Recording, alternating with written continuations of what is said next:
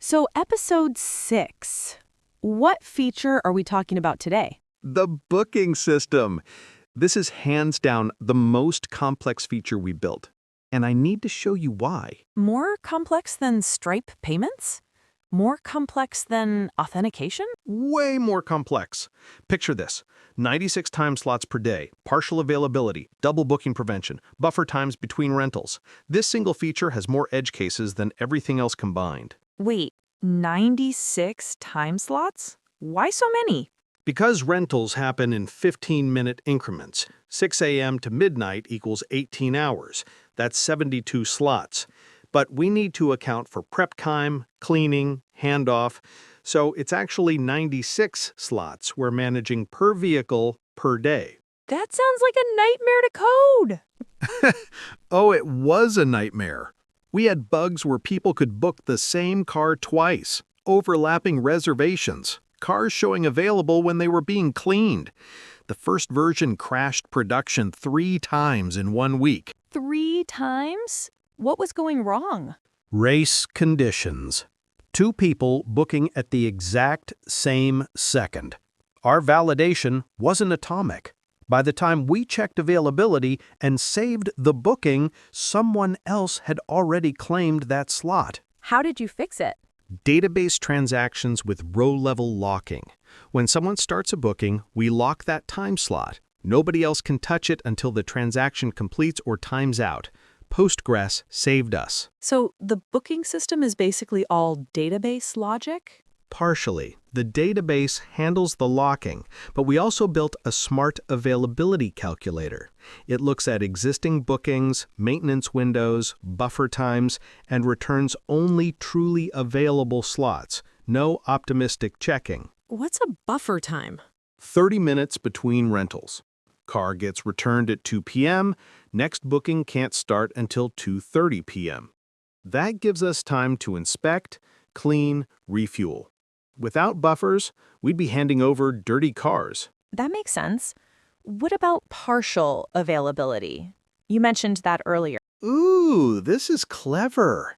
Say someone wants to rent from noon to 6 p.m., but there's already a booking from 2 to 3 p.m. Instead of saying unavailable, we show them alternative options, available noon to 1:30 p.m. or available 3:30 p.m. to 6 p.m. Maximize bookings. That's actually brilliant. Does it work? It increased our booking conversion by 34%. People who would have bounced found alternative times that worked for them. Same car, different slot. Win-win. 34%. That's massive. Any other tricks? Dynamic pricing based on demand. High-demand slots cost more. Late-night slots are discounted. Weekends are premium. The booking system doesn't just handle reservations, it's also a revenue optimizer. Curious. How do you calculate demand? Quick historical data. If Friday 6 p.m. slots book out 5 days in advance, we raise the price 20%. If Tuesday 2 p.m. slots never book, we discount them. Supply and demand. Automated. That's like Uber surge pricing, but for car rentals. Exactly. And users don't mind because they see the transparency.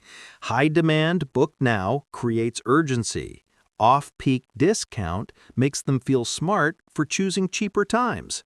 This is way more sophisticated than I expected. What was the hardest part to build? Time zone handling. Users book in their local time. Our servers run in UTC. Cars are located in different time zones. One bug had someone's 9 a.m. booking show up as 2 a.m. They showed up at 9, car was already rented. No! How did you fix that? Everything is stored in UTC with time zone metadata. When we display times, we convert to the user's time zone. When we validate bookings, we convert to the car's location time zone. Never mix time zones in calculations. So the booking system is really 3 systems? Availability calculation, reservation locking, and time zone conversion? plus payment processing, confirmation emails, calendar invites, cancellation handling, refund logic, and insurance validation. It's 14 database tables, 47 API endpoints, and 8,000 lines of Swift code. So, episode 6. What feature are we talking about today? The booking system. This is hands down the most complex feature we built. And I need to show you why. More complex than Stripe payments? More complex than authentication? Way more complex. Picture this.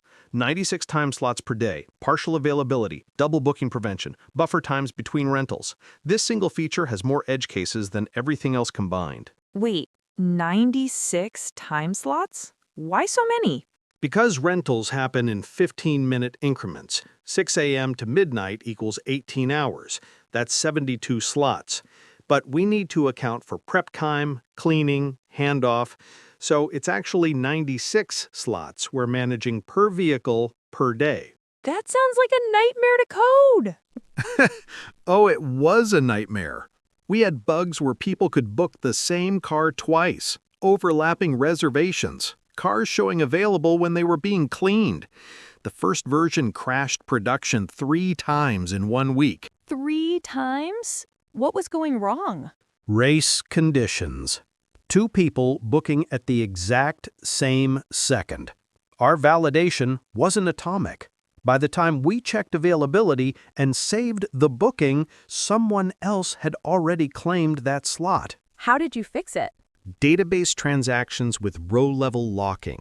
When someone starts a booking, we lock that time slot. Nobody else can touch it until the transaction completes or times out.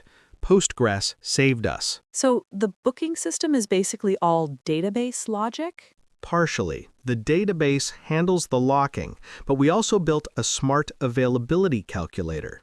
It looks at existing bookings, maintenance windows, buffer times, and returns only truly available slots. No optimistic checking. What's a buffer time? 30 minutes between rentals. Car gets returned at 2 p.m. Next booking can't start until 2:30 p.m. That gives us time to inspect, clean, refuel. Without buffers, we'd be handing over dirty cars. That makes sense. What about partial availability? You mentioned that earlier. Ooh, this is clever. Say someone wants to rent from noon to 6 p.m., but there's already a booking from 2 to 3 p.m. Instead of saying unavailable, we show them alternative options. Available noon to 1:30 p.m. or available 3:30 p.m. to 6 p.m. Maximize bookings. That's actually brilliant. Does it work? It increased our booking conversion by 34%. People who would have bounced found alternative times that worked for them. Same car, different slot. Win-win. 34%. That's massive. Any other tricks? Dynamic pricing based on demand. High-demand slots cost more. Late-night slots are discounted. Weekends are premium. The booking system doesn't just handle reservations, it's also a revenue optimizer. Curious. How do you calculate demand? Quick historical data. If Friday 6 p.m. slots book out 5 days in advance, we raise the price 20%. If Tuesday 2 p.m. slots never book, we discount them. Supply and demand. Automated. That's like Uber surge pricing, but for car rentals. Exactly. And users don't mind because they see the transparency. High demand, book now, creates urgency. Off-peak discount makes them feel smart for choosing cheaper times. This is way more sophisticated than I expected. What was the hardest part to build? Time zone handling. Users book in their local time. Our servers run in UTC. Cars are located in different time zones. One bug had someone's 9 a.m. booking show up as 2 a.m. They showed up at 9, car was already rented. No! How did you fix that?